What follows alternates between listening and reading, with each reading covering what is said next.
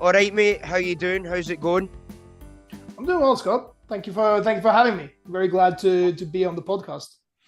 I'm really excited to have you here, mate. I'm really excited to have you here. I've been wanting to get you on. As you know, mate, I have been asking for a wee while now, and it's just took me a wee while to get the motor going. But I'm glad we finally made it here, and we get to talk about the amateur international sumo scene, Norwegian sumo, Yeah, and a wee bit of everything. it's been a very busy January for us, so it's nice to finally after we were hitting it off early doors in added Cup in Hungary, Hmm. and then we had the national championships this past weekend, so that was coming straight off the bat after that. So Aye, now this weekend is our first like a bit of a break aye, for be able to settle down with Norwegian Sumo. aye. Before we all head to Estonia, Yeah, but yeah. we'll get to that. What sort of 2023 did Team Norway have, the sumo team have as a whole? And as a follow up to that, I also would like you to let me know who you see as the proper standout athletes of 2023. Who proper came in like fire and left a trail? I'm getting goosebumps and a bit emotional just hearing the question because it's Uh, honestly it was such a crazy season, filled with so many ups mainly, and couple of surprises, couple of wrenches thrown in the wheels here and there, but all the way through, really amazing season. Started off early doors in added again. We go there every year. It's a great tournament. We went there with with Trolls and Eric, two of our athletes. Trolls is 85 kilos. He had his breakthrough in 2022 at the Euros. Got a silver at the Euros in 2022, and went to Ed, smashed it. Got a got a fifth in open weight and gold in 85 kilos. Eric was nice. not as lucky. It was my first tournament coaching. We had a stellar time. Went straight on to the Euro Cup in Estonia, caught four medals for four athletes. We Mm, had there with us both Ramona, was her first for the season, was Kim's first for the season, Liz's first for the mhm. season, and we had Otelia Höje as well. She hasn't been in the team since, but that's mainly because she's going for the Olympics in Olympic freestyle at the moment. All right, right. Yeah, Nice. she won the Euros back in 2022. So we have her as a bit of a wild card in our squad. If she can fit it into a Aye. wrestling schedule, she turns up and she's just yeah, she is a smashing athlete. Love it. Uh, and that was like the beginning of the season, and then it just keeps rolling. We get the European Games in June Mhm. in Poland. Brilliant, such a cool event, and we got a fair few athletes selected for it as well. I think we went home with five bronzes. It was a proper haul. Uh, and that's where you see, I mean, Catherine has a like big international break at the European Games. Gets two bronzes, both in her weight class, women's heavyweight, and in Mhm. open weight. And Aye. and you can see that she is so close to like beating some of the absolute best heavyweight women in the world. She is just an incredible athlete. She's doing powerlifting on the side, so she's like well powerful. Long career in Olympic freestyle for women from back in the day. Another big, two other like just big performances. Oh, really three. You have Liz who started sumo at the age of 40 Mhm. in 2018. Then 5 years later, at age 45, she gets a bronze at the European Games in women's 55 kilos. You have Pernille, who again started sumo at 17, but came straight from handball, which is an unconventional background, straight to another bronze medal in women's 80 kilo. And of Aye. course, Truls also in the super packed men's 85 kilos got a bronze medal there. And he was um, there is a bit of a dubious situation in the semifinal against Ukraine, just to put it Aye. lightly. Aye. But yeah, we'll take the medal. And then Aye. again we have a new Euros early doors in the Mm. season after Scottish Open, and I guess we'll be talking more about Scottish Open We, in a we bit will, mate. later. Aye. Yeah, Aye. I'm saving that one, but it's just Aye. it was a great tournament. We'll talk more about that. We'll be straight Aye. after the Scottish Open, which is again a Aye. great way to use. I mean, the fact that it was so early in the season really prepped us for the Euros. It came early doors Mhm. September. Went there as well. The silver for Ramona. She had a bit of a struggle season in the spring, and then she Hmm. came boom straight out the gate. Got a silver in women's lightweight, and this new recruit from Australia got the bronze in women's 80. Just big ups Aye, there. Women's team aye, catches a bronze as well, and aye. then we go to the worlds, and with the worlds as like a season finisher for the senior team almost. And Catherine gets silver in women's open weight. Huge achievement. Aye. Cornelia gets silver in women's 85 kilo, in women's 80 kilo. Also, just huge achievement. We haven't had a medal at the World Championships in 24 years, and they pick two of them just right after each other as well. Amazing, Amazing. mate. And Aye, amazing. yeah, and Aye. Ramona 47, she weighed in at 47.5 kilos in women's lightweight, which at the World Championships is 65. And she lost to Alexandra Rosum in the first match. Fair enough. She wound up going to the final, but then she beat Italy. She beat Mongolia, and then she wound up in the bronze match against Japan. Didn't quite manage there, but again, really strong effort from So Ramona there. close. And listen, Yeah. I wear heavier coats than Ramona weighs. Do you know what I mean? So for her to go out there, this is why, and I'll say to everyone now, I literally call Ramona Eriksson not Team Norway's pocket rocket because she's just next level. This tiny wee woman, but she fights like a 7 foot monster. It's Yeah. unbelievable. Her speed and power is to behold.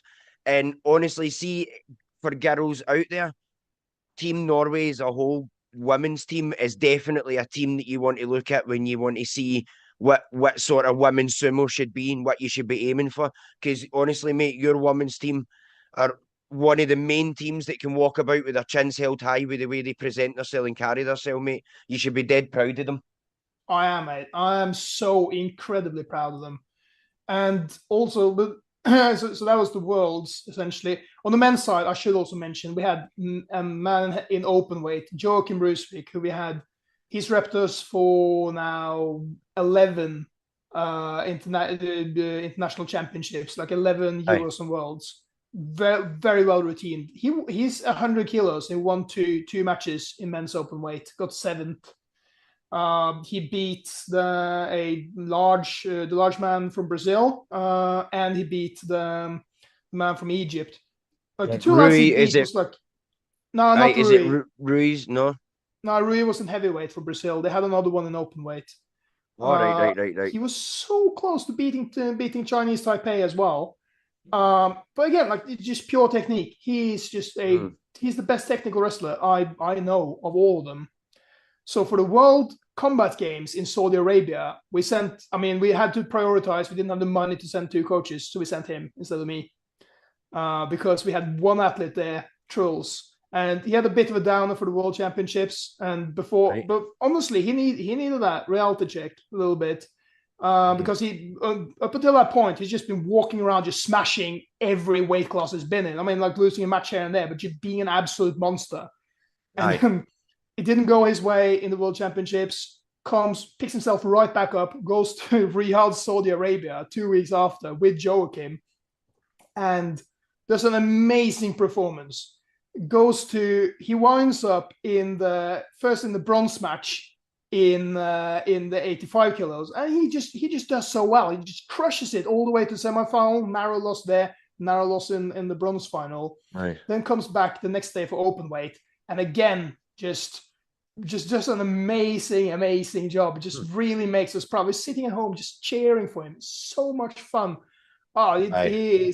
He looks like Thor from Marvel. I mean, you may have seen the pictures of him. He looks like Thor from Marvel. It's I have ridiculous. seen him. I have seen him. He looks like Thor and a professional lady surfer had a baby. Do you know what I mean? That is definitely the look he gives. But although I haven't met him, I've heard of multiple people what a lovely guy he is. Yeah. So, you know what I mean. But obviously, I've met the rest of your team, so I can speak to them. So Sigmund, tell me this: you need to pick, and I know it's going to be really hard, mate. Right? But pick two guys and two girls from your team to see who really made themselves known and left a mark on 2023 the most. Yeah. I mean, it obviously it's a very difficult pick because you're weighing Right. up like what you're weighing up against each other is like from my perspective, who really made their big entry in 2023. Because like I Mm-hmm. know their whole backstory, I know what they've done before, I know Right. what they've been capable of before, like how they Base it on that then. yeah. Base it on that But then, mate. Base it but if on I who came in like that. because one thing is like if you look at the medal stats, there's some obvious picks in there, but I will take that into account as well. But if I'm going to mention one of the men first, I will I will mention the man who won lightweight at Scottish Open, Eric Bjørgen. That Mhm. is the man who is absolutely developed the most in 2023. The difference in his level of sumo between January 2023 and January 2024 is huge. Like he has, and he's 30, seeing he should be an inspiration to everyone. The way you can improve so much in a year, well after what you traditionally regard as your prime. Again, in sumo, we have a very long prime because of the nature of the sport. But Eric has done a really good job. He was also one of the most important people in prepping our women's team for the worlds, where they did so well because he's a 70-kilo man, strong as hell, great sumo technique, perfect as a sparring partner for our women's team. So he's Right. definitely, I would say, MVP from 2023. If you had to pick a female, who would it be? I would pick Catherine. I would say Catherine. Catherine is the one who's done. I mean, just the results speak for themselves. She's obviously the 2 bronzes at the European Games, the silver at the Worlds, and she's repped us before. She repped us at the World Championships in 2019. And if you look at the difference of her sumo wrestling from before COVID to now 2023, huge difference. She is so much more like dangerous as an athlete now. Before she was just Mm. very very strong, super strong, but didn't really get into the fighting mode of it. But now she's technically skilled, even stronger than before, and just has a great fighting spirit. And I just love to see.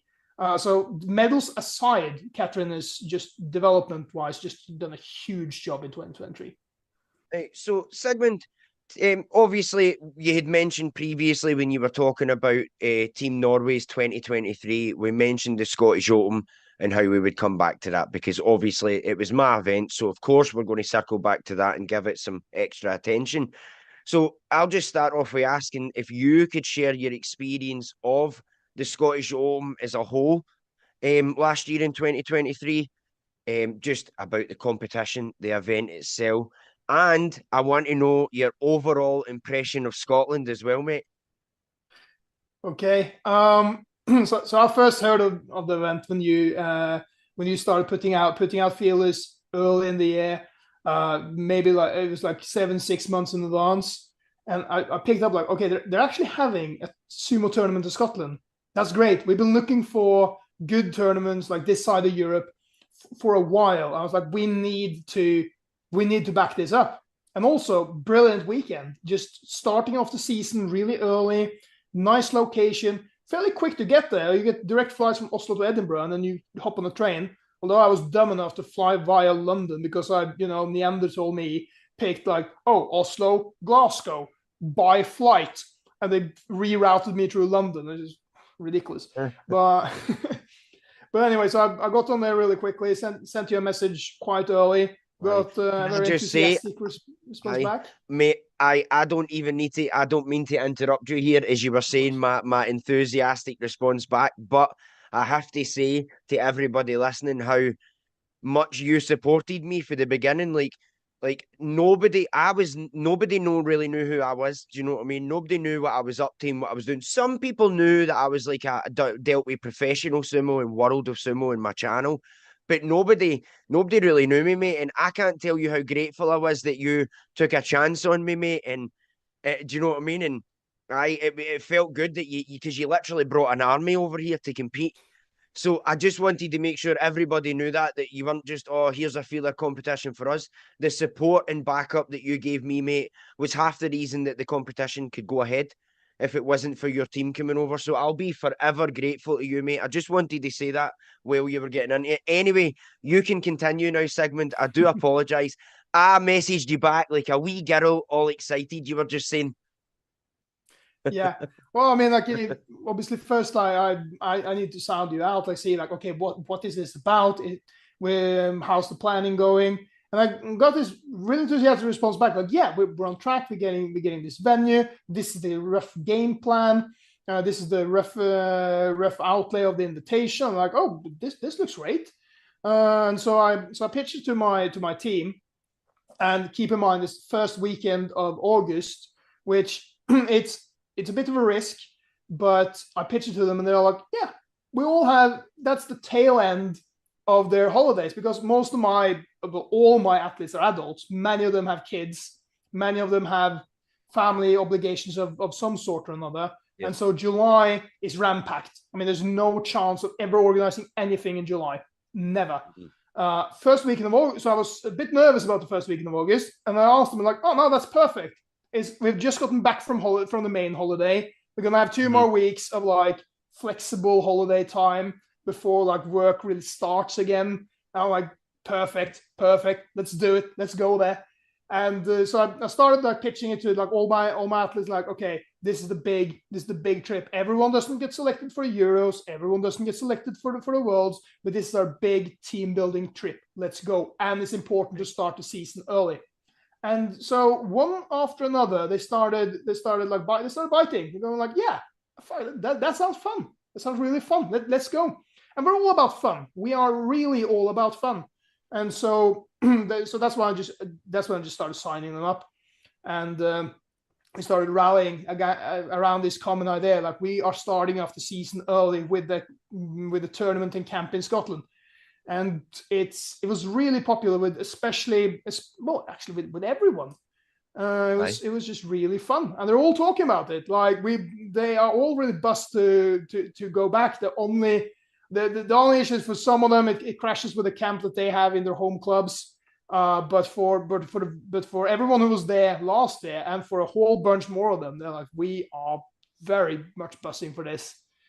So it's going to be very exciting. Good. That's good. So what was your personal experience and your team's views? Because I'm sure that, as you say, you all spoke about it, of the event itself, how I and my team ran it. And because obviously, mate, this was my first competition. I went to a competition and I just thought to myself, do you know what? I could smash this. I could.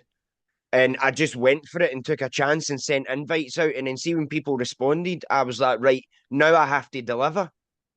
But even though I had managed to successfully get everything that I needed, as you know, in that, but I was still myself, do you know what I mean? So I'm wondering, they're all coming over here. I know nobody. I've got no prior relationships with anybody. What if the event goes wrong? What if something happens? What if I'm not doing things right? Luckily, nothing too awry went wrong. We had some camera problems and we could have used a couple of extra referees to give some a break. But apart from that, I would say it was a pretty successful first event. But I'd love to hear your thoughts on that. It was very successful. I was nervous on your behalf getting up to it, because I had no clue, like, how well organized this would be. I've seen people organize things. We kept in touch, like, for maybe 6 months in advance, like, regularly, back and forth. We did. I gave some pointers, because, like, I've organized a ton of events before, and whenever I see, like, okay, this is maybe a smart idea to clarify, maybe not this, back and forth like that. But still, You never know until you're there, like, how ready the event organizer actually is, and you get surprised sometimes. Sometimes people, like this time, really, like, pull a rabbit out of the hat, and it's just like, wow, everything works. Whereas some other times you get there and nothing works, and it's just like, well, I thought you had everything under control, and they're like, we thought so too. So I prepped my team on beforehand, like, look, we are here to have a fun time. We don't know the level of organization for this tournament. We're going to have a fun time doing it for whatever it is, and then we're going to party afterwards. And then we were very pleasantly surprised to see that everything worked out really well. No major kinks. So it was like, it was really nice. It was a really nice event. to be part Aye. of. And we had a good training camp as well, a couple of days before and a day after it as well, mate. We had lots of mix of people there for America, Poland, Switzerland. Mm. We had all sorts of people, Scotland, England, Norway, at the training sessions. And it's always lovely to get because I know that people practice before competitions in the separate room, going warm up and whatever, but you don't get many planned international competitions where you're like training and warming up together and that sort of thing. Well, for what I've seen, so it was nice Mm. for me to get that together. It got a chance for people to build bridges, and I got to know a lot of people. And then, mate, as you said, we did party. In the after party that we threw in the pub over in Bells Hill, not that far from the venue, we had a smashing night, didn't we? Yeah, it was really fun. It was a bit of a walk home, to be fair, because we used to like, oh well, the pub's closed, well there's probably taxis, and we went around the pub stuff. They're like, look, there's no one driving now, there's no taxis. We're like, fuck, it's we're an hour and a half away from the hotel, so it was a bit of a walk. But luckily, like we had, nobody was checking out the next day. We slept in, Aye. did a sightseeing in Glasgow. Went up to the university, saw the cathedral. Well, we saw that on beforehand, but we saw like many of the other. Oh, we saw the rose gardens, or what you call them, and there's the museum there as well. We had a very nice stroll about. So it's very nice. I think I've really seen Glasgow now. We went for several sightseeing trips in town there. Awesome. Scotland's it's a beautiful country, but there's definitely some rough bits in it as well. Some bits that need a wee lick of paint. You know what I mean? Because I'm sure we're even at the point now where we're using Norwegian salmon, but we go on about our own salmon and stuff like that because our water's that crap now that we need to get salmon from Norway. I heard that you and my dad were sitting in the we were sitting with the referees and whatnot at the Euros, and We were. got into it over Norwegian versus Scottish salmon. We did. We were talking about Scottish salmon, Norwegian and Scottish water, everything, mate, everything. Yeah. We were going back and forth. It was a good laugh. Look, we knew we were bamming each, and mate, I knew the whole time the situation with the salmon, but I was not giving your dad an inch. I was like, no, I'm winning this debate. How dare you? You know what I mean? Yeah, But we had a good laugh because he and I sat right across from each other at the table. So we had a really good giggle. I didn't know he was your dad to begin with, mate. I had no idea. yeah, I had no clue. Do you know what I mean? That he was your dad. I just knew him. I took my picture with him and then I sent it to my missus. And my missus like, oh my God, that's the white Snoop Dogg. yeah. And I'm like, what? What? And I don't do TikTok or anything like that, mate. And the only social media I do is for sumo. Do you know Right. what I mean? So she had told me like how he went viral and all of that, and I had to go and ask him, and I was like, "Is this true?" And he's like, "No, aye, that's me." I was like, "No way, man, no way." Take another photo of him, mate. I send it to the missus, man. But brilliant, brilliant, lovely guy. So he is, Rolf. Really lovely guy, So he is. I Yeah, liked him man. a lot, and I look forward to the next time I see him. Definitely, mate. Mm. Aye. So he's enjoyed your Scottish trip overall.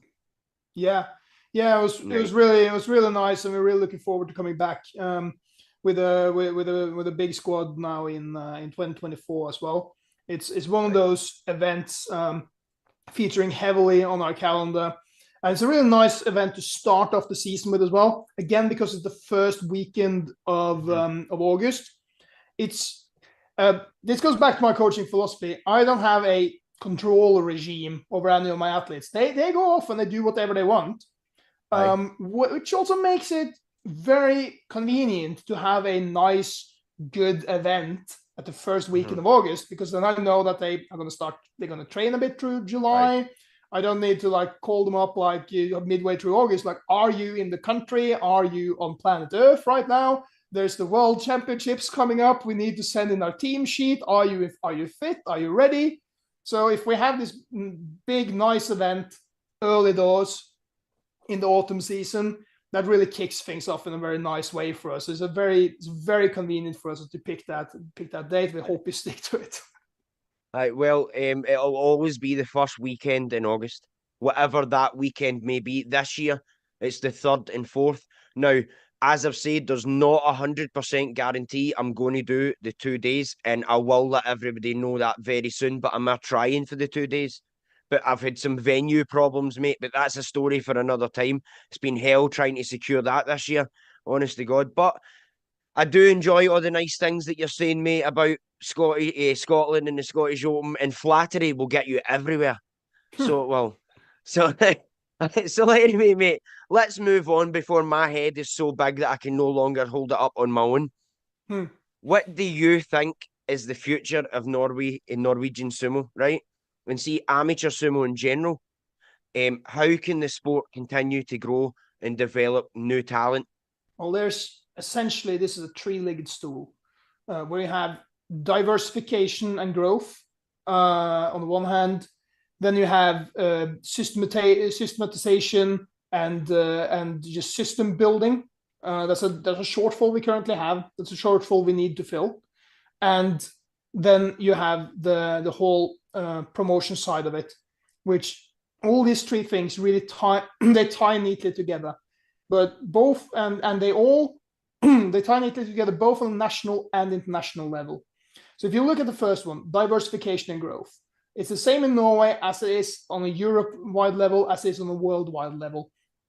You need more actors. You need more centers of gravity for sumo. Same in, I was in Halden, right next to the Swedish border right now. Ramona Eriksson's been coaching there a little bit, not regularly right now because there's a lot of things going on.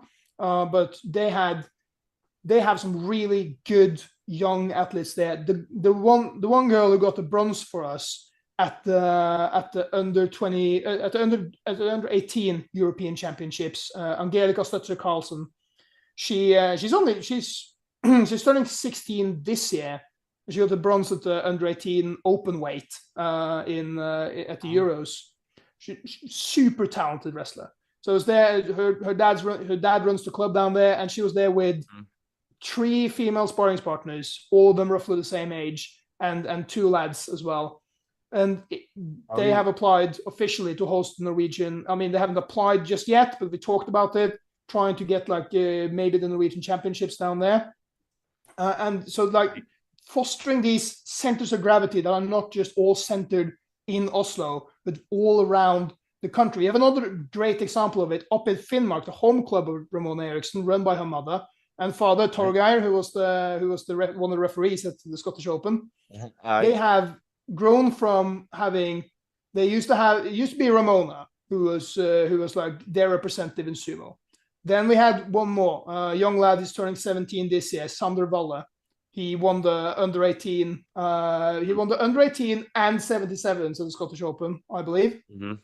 Yep, very strong athlete, and he got 3 medals at the Ed Cup this year, and now they got 3 more, 2 or 3 more athletes, young lads up there, same under 18, all 3 of them, and so they're also building up as a bit of a power base up in the high Arctic. I mean, we're talking 71 degrees north. This is proper high Arctic, and they're doing a thing up there. I hope we can put an international tournament up at their place in the future.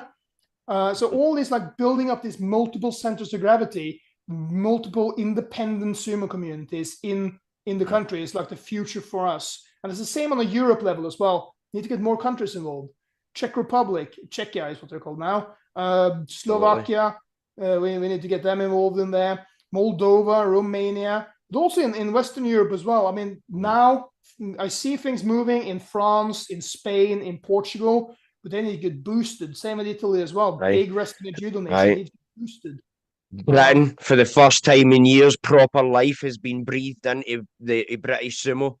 We are very glad to see the growth in Britain. And there's been more growth. There's been more growth in Britain in the last 1 year than there has been since 1995, mate. There has undoubtedly been a lot of growth in British sumo very recently. You have London's gotten a club now. You got Clan Sumo in Scotland. You got Doncaster is a stronghold. New club in Lincolnshire. Lincolnshire Sumo Club, and you're about to have a Leeds in Liverpool, and we have a Clan Sumo Highlands in a clan sumo grampian up in the Aberdeen area. I'm actually going to do a camp twice this year up in Aberdeen with a couple of rugby clubs and powerlifting teams who are interested in sumo to get involved. And I've got strongmen coming in, and we're working with a couple of schools for Health Week to go and do sumo demonstrations to show that we're not all just overweight men in nappies, and that we're proper athletes and it's a proper belt, and properly educate people on the sport. But let me follow up on what I'm saying and what you're saying, mate, because the sort of development that you're talking about is exactly what's happening here, what's happening in other places, and what we're hoping to happen. Do you see that as tying in further with the alignment that's needed with the IOC, the International Olympic Committee, to finally have sumo as a sport in the Olympics and not just recognised by the Olympics?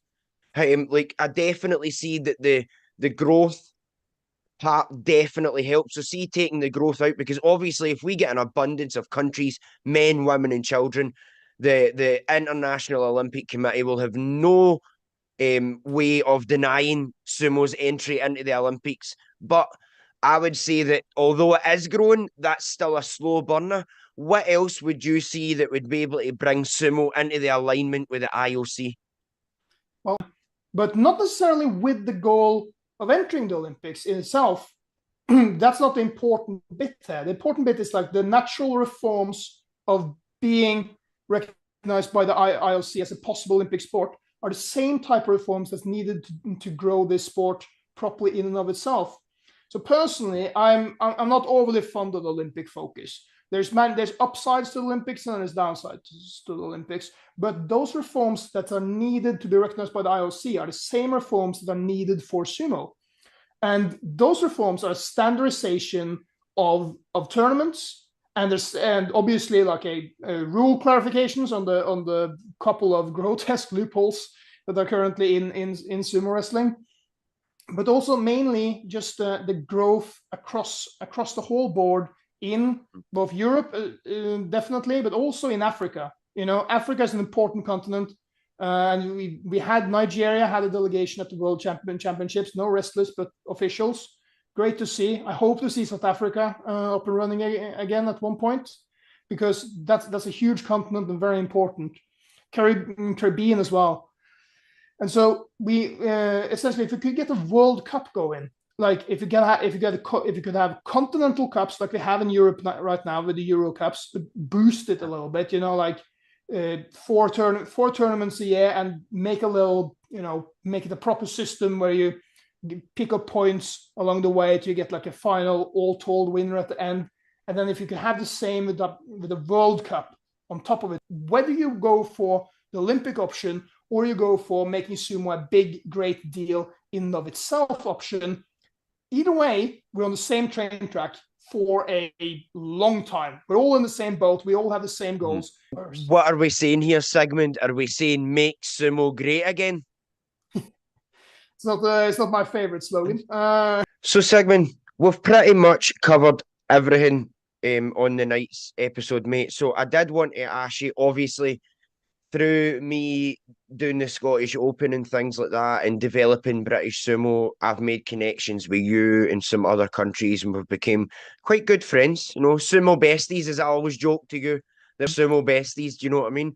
So what steps, in your opinion, can be taken to strengthen the connection between sumo communities? Well, you did speak about communities when you were talking about Norway, but both nationally and internationally, for mutual support and development of the sport itself.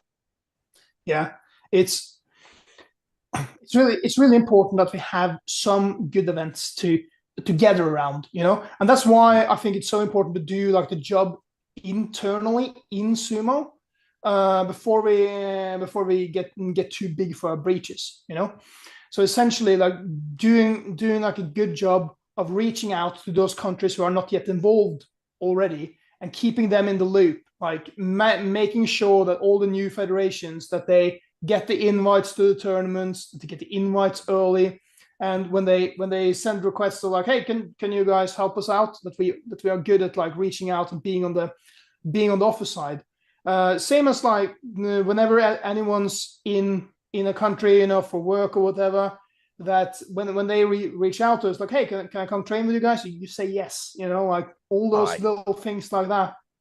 We had Kieran from England coming over for work in Oslo. He came to one of our trainings. He's a lovely man. It was great Yep. having him there. And Kieran is he's one of my favourite people, and he had a fantastic time with you guys. And because he says I'm going to reach out to Norway because I'm going there and see if they, mate. And I was like, mate, message Sigmund and that they'll love it. They'll love you to come over it because I knew you would be really accommodating to him, mate. Do you know what I mean? And he is a great guy. But that's exactly what I'm talking about. Prime example of what you should be doing, definitely. and essentially, like we need to, if we manage to build up like one community in a neighboring country, that's a huge win. And that's why, like we at home here, like we have work to do, and I try my end, but when I wish we could try even harder to get the Swedes involved, to get the Danes involved, to get the Dutch back, to get the Icelandics. If we can get the Icelandics in, that'd be class. But the Faroe Islands has a judo team. I would love to see them do sumo. Same with in the Baltic countries as well. You got Lithuania and Latvia would be absolutely lovely additions to our sumo family. And you got all these wrestling and judo countries down the Balkans, where you have all the former Yugoslav countries. You got Albania in there, and Turkey is a huge wrestling nation. If they get involved, you will have a very strong team Turkey in just a matter of a couple of years. Just across the border, you got Armenia. Armenia is a beast of a wrestling country. And if we manage to get like all these various, we have so many countries in Europe. I think we have 34 countries in Europe, and we have maybe of actual countries who participate in sumo wrestling in Europe, maybe we have 12 or 13, it's a nice tally. We have a strong region sumo wise, but we could be so much more. Europe could be a huge region. I mean, we could easily get 25 countries, but that requires coordinated effort. And maybe it requires that some of us teams who are already established, like Norway, Poland, Germany, Scotland, we can come together and go and do like an exhibition tournament in, say, France to boost France, and in Spain to boost Spain, and maybe Republic to get and we reach out to the Czech Wrestling Federation, to the Czech Judo Federation, say, come with you guys, and we'll do like an exhibition type of tournament, and do like one of these like once a year to get like the seeds planted, to get them in for next year. So you only need to win once each country, and to get the ball rolling there. And it's like those little, but it's the startup fee that's a little high. I mean, it requires somebody who actually starts up and creates a sumo group internally in their wrestling or judo federation or the whole new federation, and then like pays the fee to get to the Euros, to find out where the Euros are. The whole rigmarole to start up. It needs to be, that bit needs to be simplified, and we needs to be on the offer side to drag them in. Because as soon as we have planted that seed, as soon as we drag them in, we have a new country, and that new country is a huge asset. And I would really wish to see the other Scandinavian countries more on it. I know Sweden has a stacked wrestling team and a stacked judo team, and Iceland has a stacked judo team. And I know Finland is involved in sumo. I would like to see more of them. Mate, that's fair enough. You were saying about France there. It's funny that you said that, because there's as British Sumo, we're actually sending a small team over to a camp that France is running in Switzerland, and that are going to be there. It's like a 2-day thing. It's just an overnight camp. But that's exactly to reiterate what you were saying. There you go. That's exactly what should be happening. We should be going these places, supporting each other, taking part in each other's events, building these sort of relationships and camaraderie, because if those ties are strengthened, then we will be able to draw more people in and be able to change rules to make it easier to access or simplify things that need to be made easier without all the rigmarole and all those over processes. So, mate, I absolutely agree with you there as well. So, what do you see in the future for what is the future of Norwegian sumo wrestling as a whole? And as a wee side note, what do you see as the next 10 years future for amateur/international sumo? We when it comes to Norwegian sumo, we are trying our best to do a bit of almost a naughty little revolution from below, from the grassroots in Norwegian sports, because we have a completely different approach to what sports should be about than the rest of the sporting community in Norway. Like we are let me get this straight first. Like we are an international side, a national team traveling the world doing a fighting sport. That being said, all my athletes have completely free reign to do whatever they want. The only time that I put my foot down on anything is to set criteria, objective criteria for selection for championships. Otherwise, your progress is what you make out of it. And the most important bit, we have a 9-point value document. And that 9-point value document, I would say 7 or 8 of those points are like, this is about having fun. We are here to have a good time together and have fun. And there's a completely different approach than all the other national teams have. Like they're essentially athlete factories where they are very obsessed with having complete control of their athletes' lives, and cut them from the team when they don't behave well, and just all this like rubbish that has, frankly, in my opinion, just done so much harm to Norwegian sports. The attitude that this needs to be a full-time profession. It shouldn't be. Sport should be a fun pastime, even at the international level. And so mate, that's what we stand for, and that's what we work for. And hopefully I've seen, like, over the past 2 years, you know how many eligible players we have for selection for championships this year? 63. We have 63 eligible internationals for 2024. Our cup flowed over of international athletes.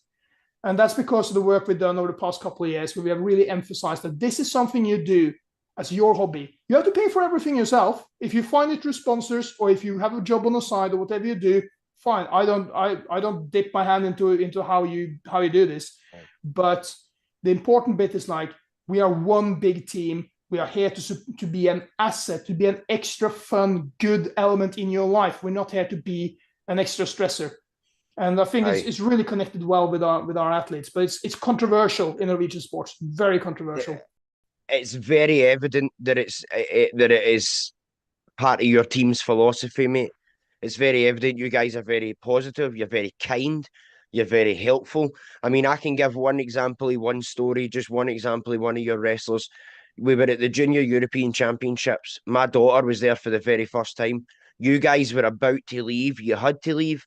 And Ramona, at first, couldn't really help Paige when I asked. And then literally within 2 minutes later, she just came out of nowhere and was advising her and helping her. And she didn't need to do that. She couldn't do that. She didn't have time to do that. But she'd done it anyway. And I very much appreciated it. And so did Paige. Paige still mentions it now and then because it meant something to the Wayne. It meant something. She didn't know anybody. She's not got any girls her age to train with. Do you know what I mean? That was her first ever proper sumo match against somebody her own age. Like, she'd never, no experience. And so for somebody to take time out to do that, it meant a lot to her, mate, and therefore it meant a lot to me. And you guys do these sort of things all the time. That's just one example. This is what brings me to your guys' motto and slogan and saying that you're the goodest team in the world. And I just want you to reiterate that and tell us how that came about and what that means for yous. I coined the phrase a couple of years back when I saw. See that, guys, eh? The coffee right there. I coined that phrase. In case anybody's trying to pull this. Listen, I'm not denying it. I didn't want to try and steal it, mate. Do you know what I mean? It's yours. Just saying you're like, I coined that phrase. Watermarked. Sorry, mate. On you go. I'd watched a TED talk or the type of talk of some sort of a man who was in charge of an organization that rated the goodest country in the world. And they essentially went like, this is not about being good, better, best. It's about being good, gooder, goodest. The one who does the most good. And they essentially had this rating of like where they racked up like how much the country did of awful things contra how much they did of good things. And the countries that came out best was the one who did the most good relative to the most awful. Ireland won, by the way. in that measurement. And I was like, that's really neat. That's exactly what we're supposed to be about. We can't be the best all the time. And if we sacrifice everything our team is about to be like the best at every championship, we will lose our entire team. Our athletes will fall off left, right, and center. And I was like, it's not about being the best. It's about being the goodest. And we will pick up whatever medals we get along the way. But we will, to grow as a team, to be that big group. Now, again, squad of 63 it's about being the goodest team. It's about both in terms of fair play and sportsmanship. Also in like from the moment we create a coordination group for our trips to the moment we get all the way home, it's supposed to be fun, camaraderie, no negativity, just pure backing each other, having a laugh with friends. And we have a very strong focus on that. I make sure to like, whenever we're out, whenever we are someplace for a tournament, we do something fun outside of the wrestling. So even if everyone, and I say to them before the wrestling, we're going to have a good time today. We're going to have a good time. I got a positive article already written on my phone. If you all lose your matches, I'm going to spin this in a positive way. It's fine. Don't think about it. We're going to have a fun time here. We're going to have a fun time doing something else later. Right. And then we're going to go home, and then we're going to go home in the end. And at the very end, I always send out a message like, I love you guys. You know, like it's because I do. I really do. Listen, mate, I have got to say, like you were sort of in my head there. Myself and Adam Lloyd, who runs England, I run Scotland. Together we run British Sumo. This is exactly, see, all your philosophies of you don't stop your teams for doing other things that they want to do, and you set certain criteria to meet if you want to go and compete. It's like, see, all the things that you were saying there, mate. That is literally how we are doing things and trying to do the same thing, because it's the way to do it. And we accidentally, so we were trying to come up with a slogan. So down in Doncaster, in that they'll say, hunt or be hunted. Up here, I say always earned. We say always earned, never given. Do you know what I mean? Which is okay.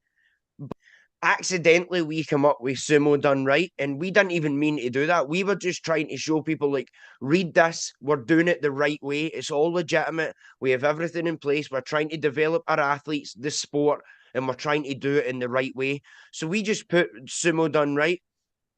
And before we knew it, that had accidentally became like British Sumo's slogan, sumo done right. And we're like, right, we might need to look back at that, because does that sound arrogant? Like, does that sound too cocky? I don't know. Do they know that we're just trying to do it in the right way and we're not saying that we're right? I don't.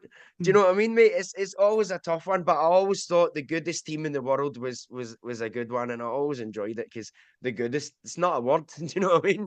So it's brilliant. I enjoy it. It's right quirky, mate. It's right quirky, and as I said, I love all your philosophies, mate, because this is the sort of core things that we too are trying to develop here for everybody.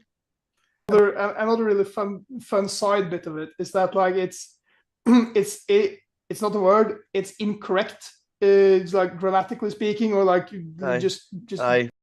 A really fun bit about that is like, me and a lot of my athletes are dyslexics. Like we are like dyslexic squad number one. We oftentimes or general like learning difficulty squad number one. Like we have just like a lot of ADHD, a lot of dyslexics, and a whole basket of other various learning difficulties in the squad. And we're like, look, it's really fun, but we're putting out like the goodest team, and we get like all these like DM comments back from our friends, like, did you mean to say best? They're like, fuck, shut up. Like, no, the goodest. Here's the whole reasoning. They're like, oh, because like you often misspell. I know I misspell. It was actually on purpose this time. It's so much fun. I mean, and being able to laugh about this as well is it's what we're all about. Like this like camaraderie in the squad, and oftentimes we do like a tally, like when we are like starting off a trip. I'm like, so who's in the lead there? Is it team dyslexia or team ADHD? Like, someone like, I'm on both. Well, mate, see, before we wrap up this episode, which I have thoroughly enjoyed, let's quickly touch on Estonia, which in 3 weeks, you and I will be leading a team each from Britain and Norway, respectively, to go and compete in I think it's the West Viru, I might be pronouncing that wrong, European Cup over in Vinny in Estonia. So are you looking forward to that? Is your team ready? Who's going and how he's feeling? We have had a good start to the season so far. We had a very good national championship. We had a very good trip to Røtnes, Hungary, and had a good squad there. So I feel the squad is really ready. We are sending quite a few athletes. I think we're all told. Oh yeah, we have an exciting squad going. Actually, if we start off on the women's side of things, we got three athletes there. We have 6 athletes in total. We have 3 women, 3 men. And on the women's side, we got Liz in 55 kilos, making a return to international sumo after her last one was in the Euros, I think. So it's great to see. It's great to see Liz back, and she's very much back in shape. She went up a weight class and won the 60 kilos at nationals last weekend. She's got all the magic is still there. I have a lot of time for Liz. I really like Liz, so I do. Obviously, being one of the athletes that I have gotten time to spend with, I've gotten a chance to spend time with. Sorry. So who else are you taking, mate? Yeah, so that was Liz Jensen in 55 kilos. We got Rikke Bugge in 65 kilos. She's coming out of a long injury stretch, but she's back on form now. She's been in the squad for a long time. She's repped us internationally in 7 championships, I think, including a World Games. So she is. It's very exciting to see her back at it. I've not met her. No. No, you haven't. She is a very fine athlete and just a great person in our team, which I'm very glad to have back after she's been spending like 8 months in Colombia recently. So it's like very nice to have her back in the team. Good. And then in women's heavyweight and open weight, we bring in Catherine Friedstedt. She's better than ever. We have been working regularly in training with prepping her, and this is going to be a good season for her. I think she's really on form. She's a solid wrestler and a very nice lady. I throw her off with my accent all the time. I talk to her and she looks at me like I'm dumb because I forget to slow down for her sometimes. Do you know what I mean?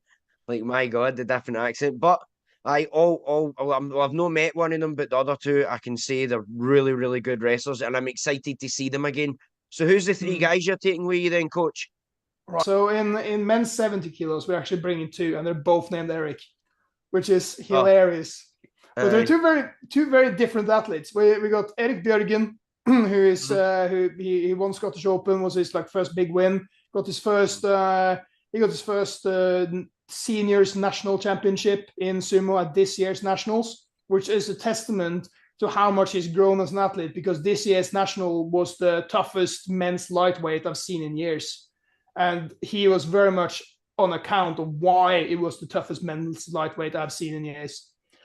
Because just his technique has improved so much over the past year and a half, and he's now like a very strong contender in international men's. He got a bronze in international men's sumo. He's a strong contender in lightweight.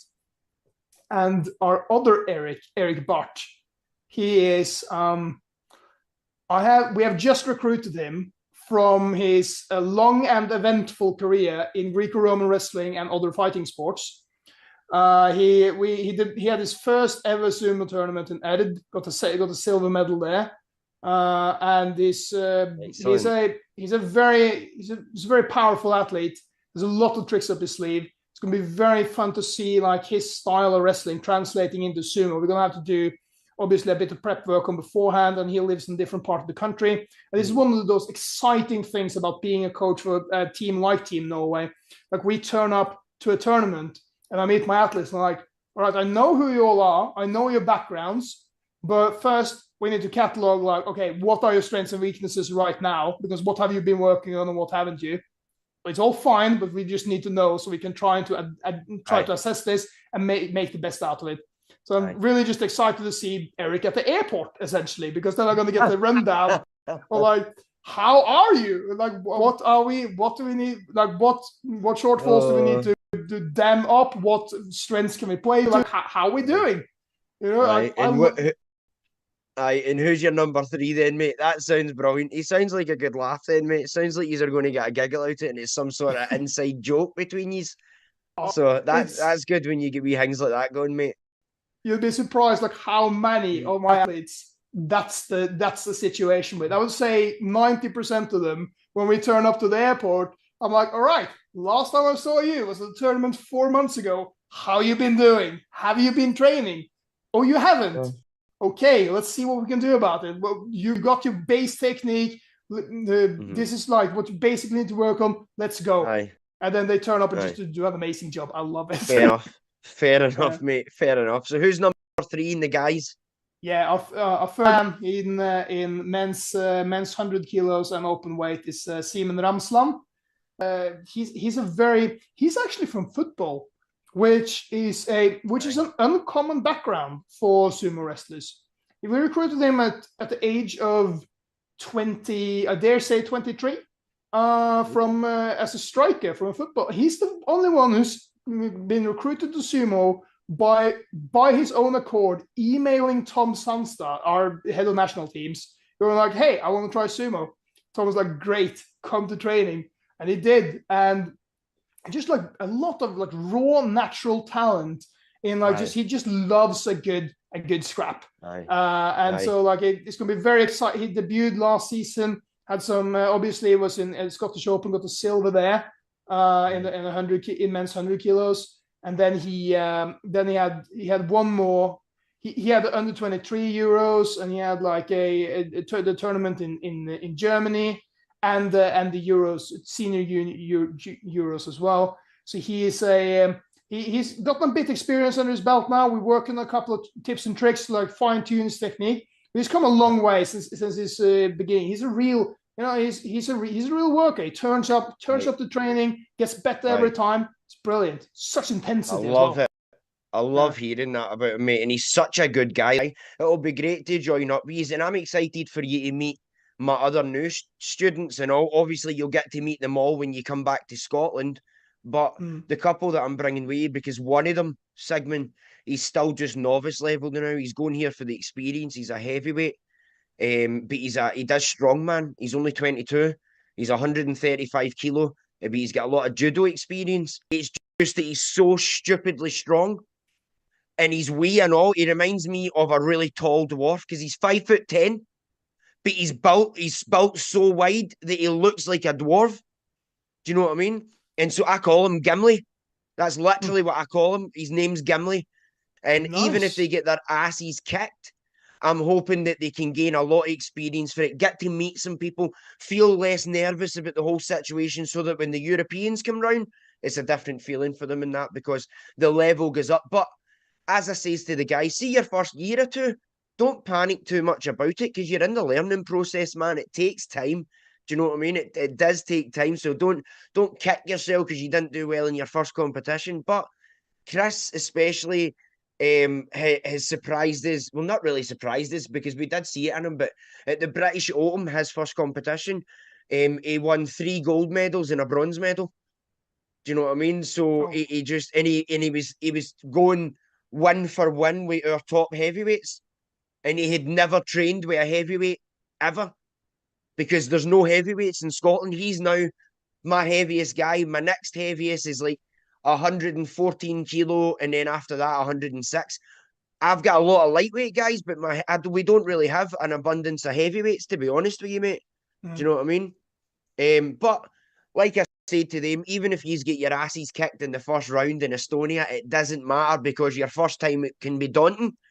And if you manage to get any wins, then that's just cream on your cake. So they're super excited about it, mate. And obviously, I've totally said a lot of good things about you and the team because you are our sumo besties. Hence why we changed our plans to come into Tallinn on the Saturday night, just so we could come in and have a wee drink with you guys and meet up with you and stuff like that. Because, do you know what I mean? I wasn't passing up another opportunity, Sigmund. Do you know what I mean? There's only so many times you pass shit like that up before it just doesn't happen. Know what I mean? And you're that used to saying not yet. Also, it'll be very nice to come to Vinny and be able to stay there for Friday to Saturday and be there for the competition, because the Estonian team are lovely people. We have a great relationship with the Hovelston brothers. Same. And and they're athletes as well. Such fine people, all of them. And I love that Poland and Hungary are coming. I've talked to at least Hungary in Hungary. I know Poland are coming. Well, both of them lovely teams that I can't wait to hang out with again. And obviously many more of our sumo friends in Europe, Germany as well. I hope they're bringing a good team. It's going to be a very good competition. I can't wait. It'll be a nice wee competition. I'm looking forward to it. I love to build bridges and relationships further as well, not just the competing side.